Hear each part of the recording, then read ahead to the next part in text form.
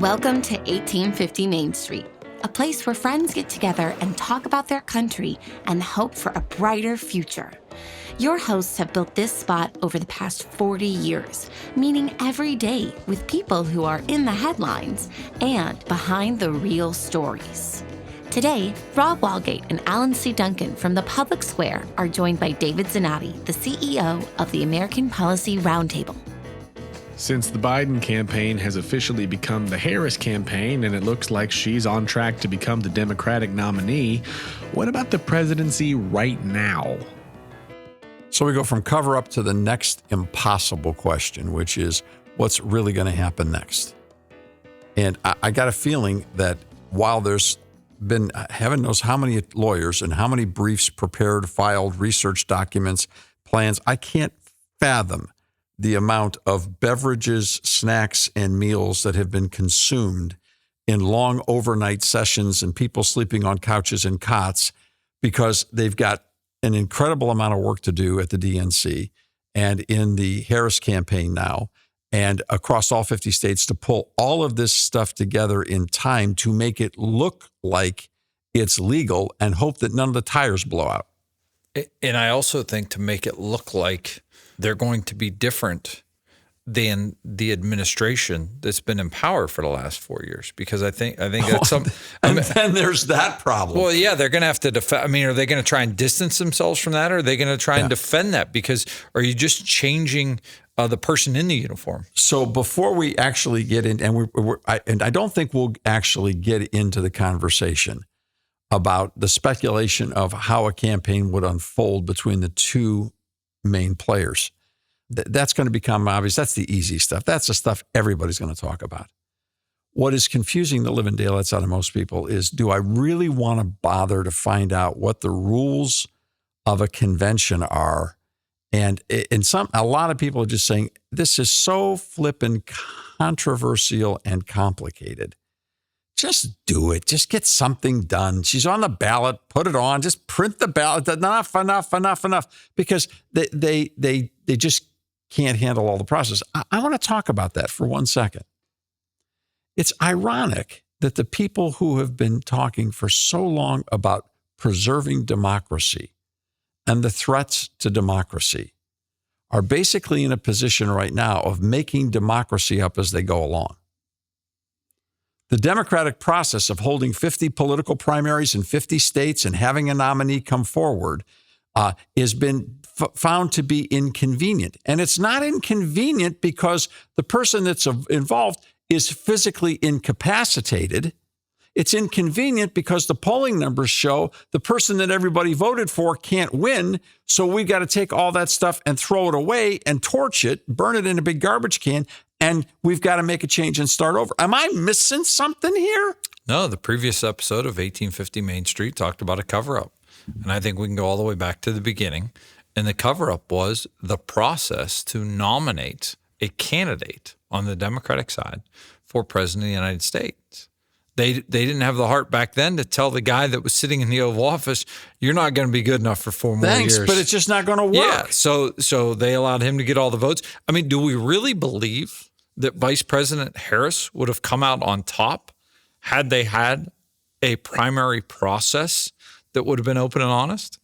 No, I mean, we saw she was at debates. She talked to people in 2020, right? Yeah, so we've seen this story before. In that process, she was the first person out, right? I think she was one of the first people. One of the first people out. Very early. I mean, if anything, all this has done is cause people to go, oh, because I know so many people were looking forward to the vice presidential debate between J.D. Vance and Kamala Harris. Right. They were looking forward to seeing how she was going to handle that. Now she may end up debating Donald Trump. So the whole thing is it again points up the fact that the one prevailing practiced principle inside the Democrat regime is pragmatism. Period. It's pragmatism. Whatever works. Now, I'd like to say that the Republicans are immune to it. That would be a bold-faced lie, because pragmatism is the controlling, prevailing principle of both political parties. Just win, baby. And if you've got to change the rules, you've got to do whatever you got to do. If you can get away with it so that you're not caught in an illegality, if you can walk that line and you can, whether it's a timeline or whether it's an actual interpretive line, just get your job done. But what about the country? Well, and this takes me back to the words of Madison that talked about the political parties. He warned us of this exact thing, of letting it be a fire that consumes us, and it can consume the country because we've fallen in love with the letters next to people's name. And well, we've made everything about good people and bad people. And if I agree with your positions on issues, you're good people. And if I disagree with then you're bad people. It's in stated positions. Yeah. It might just be what you say. Yeah. You know? Or the way you say it. Or the way you, yes. Or the way you look. Yeah. If I like those things, then we'll go with it. So this is, Jimmy Carter talked about malaise in 1976. We are actually in a very different spot. We're literally burning our own house down. I mean, and this is, it has nothing to do with malaise. It has to do with not just passion, but it has to do with blind passion for power. So, and now where's the underpinning of this? Well, I know it's obvious, but just in case anybody missed it, if Joe Biden is not capable of physically conducting this campaign, and that's the reason he's withdrawing, isn't the presidency a far greater, more difficult task than running for the presidency? Well, unless Podesta et al. Have been running this show. Yeah, I think this pretty much proves he hasn't been fully invested in being the president. I think that's what this... So we're back to cover-up. Yeah, I think so. We're back to a cover-up, and I mean, I think we've seen it now more than ever, and I think people around the world are seeing it. I think, I wouldn't be surprised we talk about him being pushed out if there's been leaders from foreign countries that have, reached out and said, listen, you folks are crazy. Do you know how bad it really is? We see it firsthand when he visits. They see him freeze up. They see the things he says. We haven't physically seen him at the time of this recording in 72, 96 hours? I mean, not even a picture. That makes me angry for the American people. The people who voted for him in 2020 deserve to see the guy they voted for come out and talk to them. I'm mad for them. So I just think it's their right as citizens. Thanks for stopping by at 1850 Main Street. We're glad you're here. Do you want to learn more about what is really going on behind the scenes in public policy? Tune in to The Public Square on over 200 radio stations coast to coast. Or download the free Public Square mobile app from your app store. Just look for The Lamppost. Find out what America is really talking about at thepublicsquare.com. We have to respect the humanity of every person in this process. Yes. And I don't know that there's a way to more pronounced or to articulate.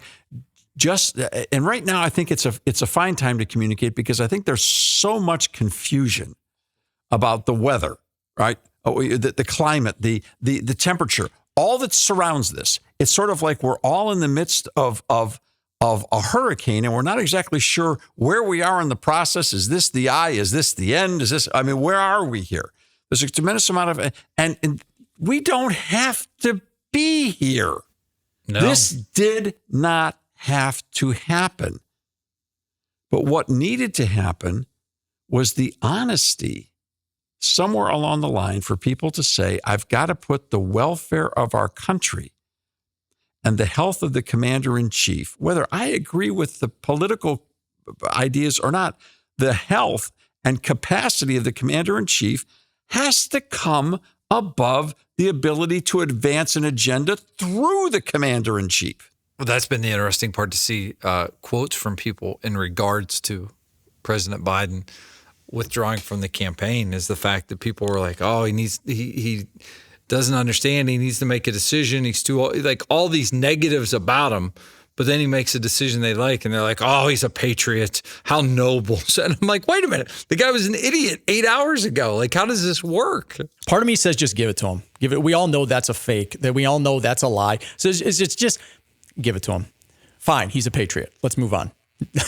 let's go. Is that bad? That's just kind of how I feel. No, He's lived off the public dole for 50 some years. What's another 6 months? Well, and that goes to the humanity of the candidate. Yes, exactly. All right, and I was talking with one person recently, and they said, let's consider the humanity. I said, well, why is Joe Biden still president? I mean, how can he want that? I mean, what? And you know what the person said to me? I'd never thought about it. They said, Joe Biden is a father.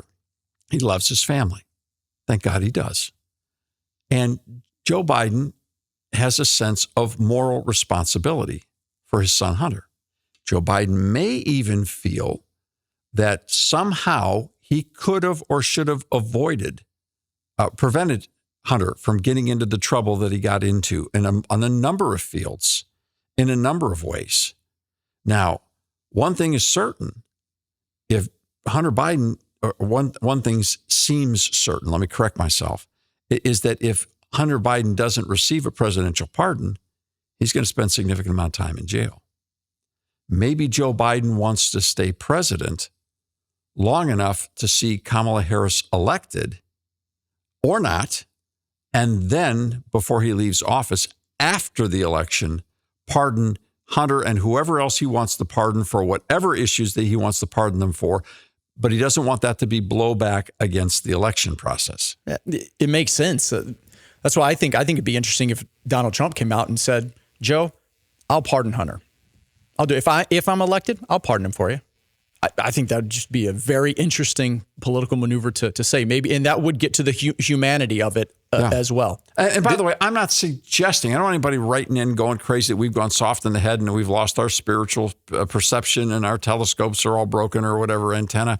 I mean, I don't want anybody feeling that way. No, we're talking about the humanity and looking at things from different points of view to try to gain understanding as to why people are behaving the way that they're behaving, because clearly all we're left with is speculation, because communication to the electorate has come down to somebody throwing something on an X account, and that's supposed to be good enough. Yeah. I listened to an interview this morning with the former press secretary to Joe Biden, and it kind of humanized things in the sense that where they talked about Joe Biden, they said the one thing that she looked out for more than anything else was her husband. That's all she was concerned about. And I think you've seen that more in recent years as you've seen his health decline. I mean, I'm thinking back to when he walks on stage and she's like staring, knowing like this isn't good, or when he started telling the John Wayne story that he had no business telling, and it wasn't even about a John Wayne movie, and everyone's cringing like, where is he going? You can see her face like looking around like, oh my goodness. There is that humanity on the fact that they care about someone that they've been with for a long time. And it's real to those people. It does make me, in all this talk, though, it does make me want to go back, and I need to do a little more research and homework because of the presidential pardon. Because I just want to, where did that originally come from? What was the idea of that? How did we get there? Well, Rob, I just want to build off what you said about Jill Biden. You know, because there are some people who think that she's somehow behind this and she's trying to keep him as president. I never thought that. To me, seeing video clips, it never seemed like she wanted him to still be doing this. I felt like she looked just as trapped as he did. Because if there's one thing, listen, I'm married. If there's one thing I know about wives, it's that they do not want their husbands embarrassing them in public. And he was doing that a lot over the past several years. So to me, just from a human level, it did not seem like she wanted to keep running him out there on stage. There was the one video where it looked like he's about to kiss some other lady and she runs over and stops it. That was a real awkward one that just dropped. It's funny because we talk about Woodrow Wilson a lot together and the progressive movement in the 1900s. Woodrow Wilson had a stroke and was incapacitated, and his wife was basically running the administration. And I mean, that's history. That's reality. And there is precedent. So we have had a female president already, and we may right now. Yeah. I mean, historians would say that technically, yes. So who knows what's going on now inside the White House? And it's not like we're talking about 5 days. We're talking about months. We're talking about into January of 2025. What are the enemies of America working on thinking? Now, some people are going to say, hey, shut up this conversation already. Because if Kamala Harris becomes president of the United States, that actually strengthens her potential to win an election against Donald Trump. Look, I don't care. That's not what this conversation is about. It's not about who gets an advantage, who has a disadvantage. Question is, what is the right thing to do for the good of the country? Because we are imprinting what America is on our children. I am not happy when I talk to people about JFK. I happen to think JFK did some really good things as president of the United States in regards to policy. He would have a hard time getting nominated as a Republican today because he's too conservative. He did a lot of good things. He had a lot of personal issues and problems that were covered up for. We get all that. And because he was a martyr as a patriot and gave his life for his country, yes, that commands a whole lot of respect as well. But the fact is, he still stole the election in 1968 in Cook County in Chicago. They went around with walking around money and they bought the votes they had to have to win Illinois. That's been documented over and over and over again. And he got away with it because it's hard to prosecute in 1968 the stuff that they did. And so that's a fact of history nobody should be proud of. Nobody should be proud of that. And look, I still remember this from being a kid. It was imprinted on me that something about this wasn't right. Now look at what we're doing right now. You can't, as a country, not uphold governance according to the rule of law, but even greater than that, according to our common shared humanity, and according to the value of the fact there's got to be something more important than us. There's got to be some concept of the common good. That's what we're imprinting on our kids. And so the process that we're going through right now, this thing's going to take a lot more turns because I don't believe that this many people who are seeing stuff can stay quiet.